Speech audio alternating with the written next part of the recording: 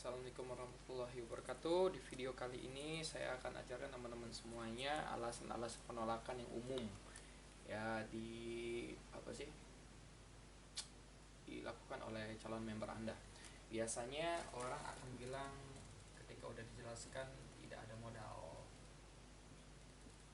atau dia ngomong tidak boleh orang tua.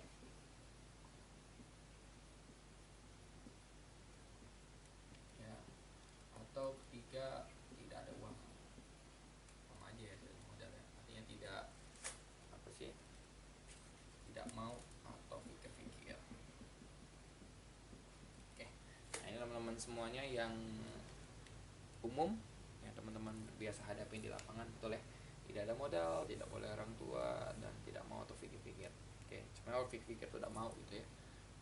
Oke, teman-teman semuanya, alasan paling umum adalah biasanya tidak ada modal. Nah, teman-teman semuanya, saya kasih pemahaman ke Anda bahwa sebenarnya tidak ada member atau tidak ada calon member yang akan menolak Melia. Ya, kenapa? Karena Melia logikanya tidak mungkin ditolak. Modal sekali ya bisa dibayar setiap hari. Artinya sebenarnya tidak mungkin Melia ditolak. Betul ya? Nah, apa yang membuat kita bagaimana biar orang tertarik untuk cari modal? Nah, kita harus mampu bagaimana memberikan solusi ke mereka bahwa sebenarnya Melia bukan masalah modal, tapi masalah keyakinan. Jadi ketika Anda ada ngomong, wah ini saya pengen sih tapi gak ada modalnya. Nah, tugas Anda cuma memberikan solusi. Oke, dengan cara gimana? Biasanya Anda cerita bagaimana Anda dapat modal. Jadi Anda ceritain bagaimana Anda biar dapat modal, kisahnya gimana sampai Anda dapat modal.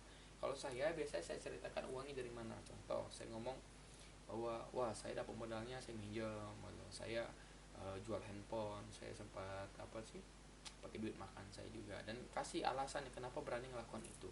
Kalau saya waktu itu berani untuk cari modal dengan cara pakai duit makan karena logika saya bilang bahwa kalau saya cuma pakai duit makan itu cuma sekedar buat makan, ya udah habis-habis gitu aja gitu loh. Tapi kalau misalnya aku pakai buat bisnis, mungkin mungkin agak susah makan, tapi setidaknya saya dapat bisnis. Dan dalam pikiran saya ketika saya masuk kuliah, ya udah nggak apa-apa, cuma bulan ini aja yang susah, betul ya, bulan depan insya Allah udah aman lagi. Kenapa? Karena uang jajan dikasih lagi. Nah, itu pemahaman saya tahap awal, makanya saya berani pakai duit jajan waktu itu. Lalu masalah ngutang. Nah, ngutang ini sistemnya simple sebenarnya. Saya orangnya ketika saya ngutang, saya akan standby dengan orang lain. Contoh, saya punya 6 orang teman, saya minjem cuma 3 aja. Dari 3 itu saya ngutang, tapi 3-nya nanti saya punya untuk bulan depan. Jadi kalau misalnya bis ini pun tidak berjalan, setidaknya saya buka lubang tutup lubang gitu loh, gali lubang tutup lubang. Ini teman saya yang 3 orang yang bulan depan saya pinjam lagi, saya balikin yang sekarang. Maka minimal yang bulan sekarang itu udah lunas, saya punya jangka sebulan lagi untuk ngembangin bisnis lagi. Nah, jadi saya orangnya standby seperti itu. Ya, lalu dan terakhir saya jual handphone. Nah, handphone ini gimana ya, dibilang barang ini gonta ganti aja gitu. Saya udah ganti handphone berapa kali, nggak ngefek apa-apa. Terus saya juga pernah hilang handphone gitu loh. Jadi bagi saya jual handphone hal biasa aja, jual handphone sampai saya dapat duit. Saya yakin suatu saat saya beli HP lagi. Dan benar, ternyata ketika saya masuk Melia beli handphone, tapi beda. Kemarin keringat orang tua, sekarang keringat sendiri. Nah, jadi saya cuma ceritain aja gitu. Saya ceritain saya gitu bahwa saya gabung dari sini, dan biasanya mereka akan tertarik untuk melakukan hal yang sama gitu. Itu bagi teman-teman yang tidak ada modal. Atau gini, atau ada teman Anda dia punya modal gitu loh, tapi mungkin modalnya baru adanya bulan depan gitu. Ini contoh tanggal 15 gitu. Jadi baru ada duitnya tanggal 1 gitu. Nah, biasa orang-orang kerja nih, ya bilang aja nanti saya gabung tanggal 1. Jangan suruh tanggal 1 baru gabung, suruh gabung juga sekarang dengan cara minjem. Bang ngomong sama minjem tanggal 1 dibalikin. Artinya apa? Biar apa? Pertama posisi dia aman, kedua adalah biar apa sih?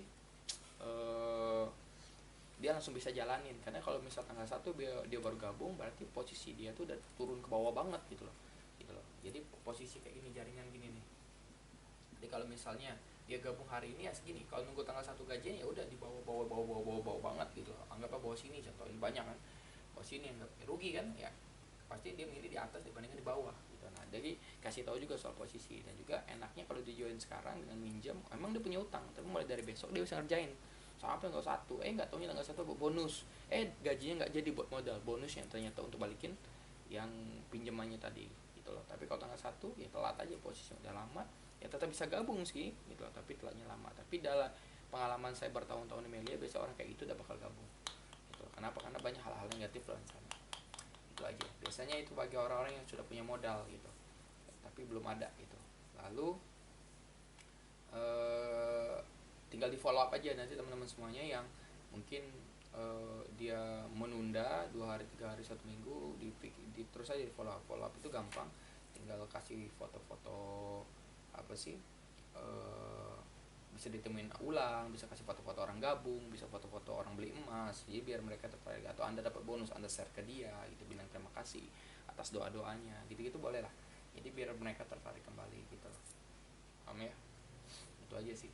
Itu tidak ada modal ya, jadi yang tidak ada modal bisa seperti itu, atau tidak boleh orang tua. Sebenarnya gini, tidak boleh orang tua ini bukan berarti orang tua nggak ngizinin. Nah, saya termasuk orang yang pertama kali orang tua saya nggak ngizinin gitu, tapi alhamdulillah ketika saya membuktikan ternyata orang tua juga ngizinin, asalkan tetap fokus sama kuliahnya gitu. Nah, orang tua saya nggak tahu kerjaan saya di kampus ngapain habis kuliah gitu loh, main di kantin, kadang-kadang main kartu, main remi dan sama teman-teman, nggak jelas gitu loh. Nah, lebih baik saya gunakan saya untuk belajar bisnis gitu. Nah, intinya orang tua itu pengen yang terbaik buat anaknya, tapi memang orang tua butuh bukti, maka kita sebagai anak harus buktikan dulu, baru kita bisa meyakinkan orang tua. Apalagi kita terkenal nakal di rumah, betul ya? Tiba-tiba anak mau bisnis, ya tidak mungkin dipercaya orang kan. Betul. Yang kedua, lalu ketiga adalah tidak mau terpikir-pikir. Biasa orang pikir-pikirnya 2 poinnya, antara dia tidak yakin ya, atau dia tidak paham gitu aja. Jadi bagaimana kak biar dia yakin? Kalau muncul hal-hal yang bikin dia yakin, apa yang membuat dia nggak yakin? Contoh bonusnya atau cara kerjanya, Anda lihat itu semua. Cara kerja Anda pahamkan ulang gitu. Jadi kalau dia yakin, liatin bonus, liatin orang-orang sukses, apa yang membuat dia yakin, tanya. Lalu pemahaman dia tuh, biasanya orang nggak mau tuh, biasanya dia nggak paham apa yang kita jelaskan tuh, nggak paham. Berarti kita harus evaluasi cara presentasi semuanya, terus tuh pemahaman kasih apa yang dia nggak paham, kita pahamkan ulang. Itu aja sih biasanya gitu ya. Ini yang umum-umum biasa saya muncul gitu. Nah, mungkin bermanfaat bagi teman-teman semuanya. Intinya adalah satu hal, di dalam pikiran Anda harus ingat bahwa tidak ada satupun orang yang akan menolak Melia. Kenapa? Karena Melia tidak bisa ditolak ya, modal sekali bisa dibayar tiap hari. Logikanya gini, saya nggak punya uang, tapi tiba-tiba om saya telepon saya, mau nggak duit 300 juta di Jakarta? Jawabannya pasti mau dong, betul ya? Nah, tapi saya nggak punya uang, maka saya akan pinjam habis-habisan. Gimana caranya? Saya harus minjem tuh duit untuk ngambil duit 300 juta di Jakarta.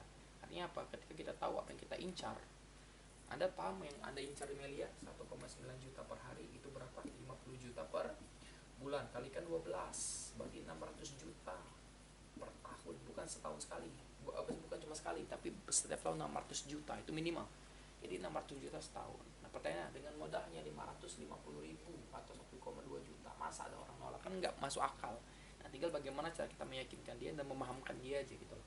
600 juta setahun, Anda bayangkan. 300 juta aja ku incar ke Jakarta gitu. Nah, tinggal dia ngomong pasti nggak pasti. Pasti nggak pasti bukan urusan kita. Kita tugas kita berusaha habis-habisan. Yang pasti Melia memberikan kalau kita melakukan hal yang apa sih, sesuai apa yang disyaratkan oleh Melia. Melia nggak bohong, 1,9 juta akan didapat kalau ada omset 10 kali 11 kali setiap hari. Itu aja. Artinya apa? Sebenarnya bukan masalah modalnya, tapi kita bayangin kita mau udah itu. Karena kalau di Jakarta ada 300 juta, saya juga akan incer gitu. Ya, saya akan cari duitnya gimana caranya biar beli tiket pesawat, biar berangkat ambil duit itu. Bayangin loh, itu cuma sekali, itu pun mau saya cari modalnya, apalagi duit tiap tahun dapat segitu. Betul ya? Nah, lalu yang terakhir adalah biasanya saya kasih logika ke orang tua. Kalau orang tua lagi sakit sebenarnya, butuh duit 5 juta, apa yang kamu lakukan? Wah, saya akan lakukan minjem semuanya. Kenapa? Karena mau kamu anggap itu penting. Orang tua kamu anggap itu penting. Betul ya?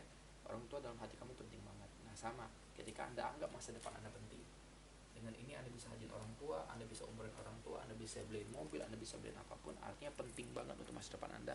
Kalau anggap masa depan Anda ini penting, maka ini pasti akan Anda cari. Nah, tinggal bagaimana cara Anda memahamkan orang. Itu aja teman-teman semuanya. Ingat, kualitas diciptakan dari kuantitas. Terima kasih.